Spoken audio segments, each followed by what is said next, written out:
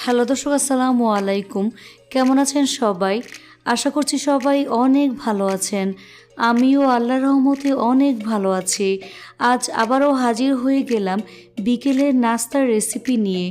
আজকে আমি আপনাদের 2টি আলু আর ময়দা দিয়ে ভীষণ মজার একটি নাস্তা তৈরি করে দেখাবো। এই নাস্তাটি তৈরি করা যেমন সহজ, সময়ও খুব কম লাগে। ঘরে থাকা খুব সামান্য উপকরণ দিয়ে এই নাস্তাটি তৈরি করে নেওয়া যায়। এই নাস্তা যে কেউ পছন্দ করবে, বিশেষ করে বাচ্চারা বেশি পছন্দ করবে।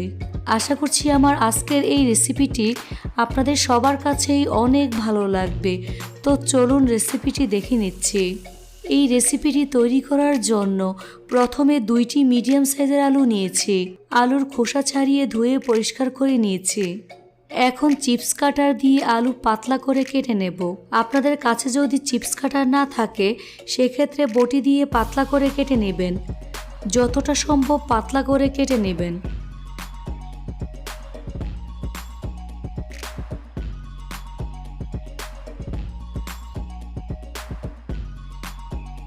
দেখুন কতটা পাতলা হয়েছে। এভাবে 2টি আলু কেটে নিচ্ছি।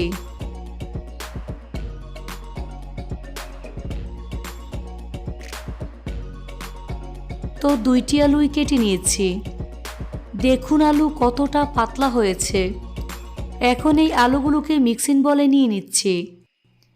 এর মধ্যে পর্যাপ্ত পরিমাণ পানি দিয়ে ভালো করে ধুয়ে পরিষ্কার করে নেব।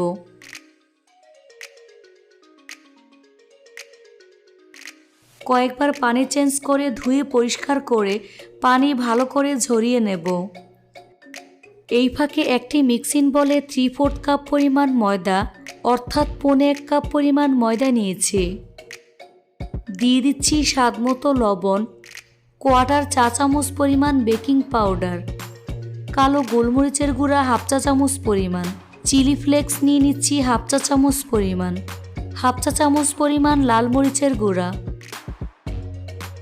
শুকনো উপকরণগুলো ভালো করে মিশিয়ে নেব। তারপর 2 টেবিল চামচ পরিমাণ ধনিয়া পাতা কুচি দিয়ে ভালো করে মিশিয়ে নেব।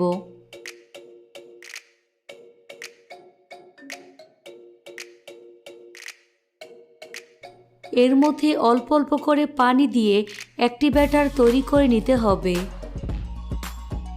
ব্যাটারটা খুব বেশি পাতলা হবে না, আবার অনেক বেশি ঘনও হবে না। এমন ব্যাটার তৈরি করে নিতে হবে। পানিটা কিন্তু একবারে দেওয়া যাবে না, অল্প অল্প করে দিতে থাকবো আর মিশিয়ে নেব। ব্যাটার পারফেক্ট হয়েছে কিনা তা বোঝার জন্য চামচ ব্যাটারে চুবিয়ে নিলাম। দেখুন চামচ ভালো করে কোট হয়ে গিয়েছে। চামচটা দেখা যাচ্ছে না, পুরোটা চামচ ব্যাটারে ঢেকে গিয়েছে। তার মানে ব্যাটারটা পারফেক্ট হয়েছে। এখন ঢাকনা দিয়ে ঢেকে রেখে দেব 8 থেকে 10 মিনিটের মতো।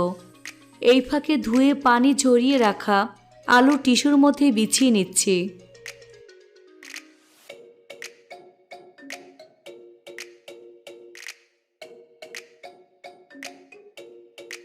টাওয়াল দিয়ে হালকা হাতে চেপে চেপে আলুর গা থেকে এক্সট্রা পানি বের করে নিতে হবে। খেয়াল রাখতে হবে আলুর গায়ে যেন এক্সট্রা পানি না থাকে, তা না হলে নাস্তাটা মুচমুচে এবং ফুলকো হবে না। তাই যতটা সম্ভব সুতি কাপড় কিংবা টিস্যু দিয়ে ভালো করে পানি মুছে নিতে হবে।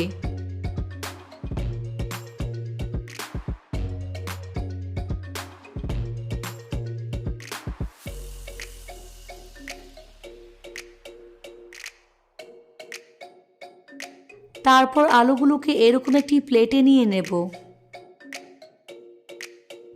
এখন ভাজার জন্য চুলায় একটি ফ্রাই প্যান বসিয়ে পর্যাপ্ত পরিমাণ সয়াবিন তেল দিয়ে ভালো করে গরম করে নেব। তারপর ময়দার ব্যাটারে আলু ডিপ করে গরম তেলে ছেড়ে দিচ্ছি। এভাবে একে একে গরম তেলে ছেড়ে দিচ্ছি।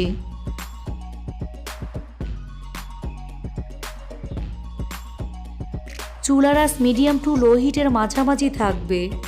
এক পাশ ভাজা হয়ে আসলে উল্টে দিতে হবে। চুলার আঁচ কিন্তু খুব বেশি বাড়ানো যাবে না, তাহলে উপরে কালার চলে আসলেও ভিতরটা কাঁচা থেকে যাবে আর নাস্তাটা ফুলকো হবে না। তাই চুলার আঁচ মিডিয়াম টু লো হিটের মাঝামাঝি রাখতে হবে।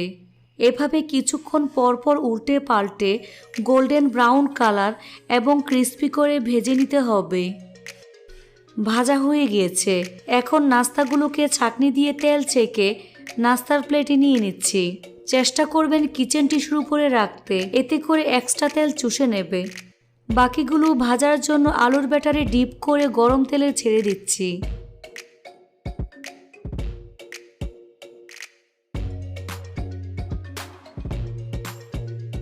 নিচের পাশ ভাজা হয়ে আসলে উল্টে দেব।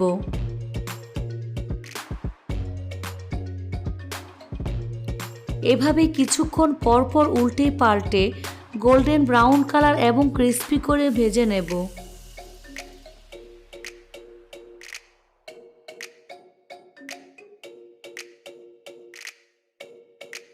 ভাজা হয়ে গিয়েছে। এখন তেল ছেঁকে নাস্তার প্লেটে নিয়ে নেব।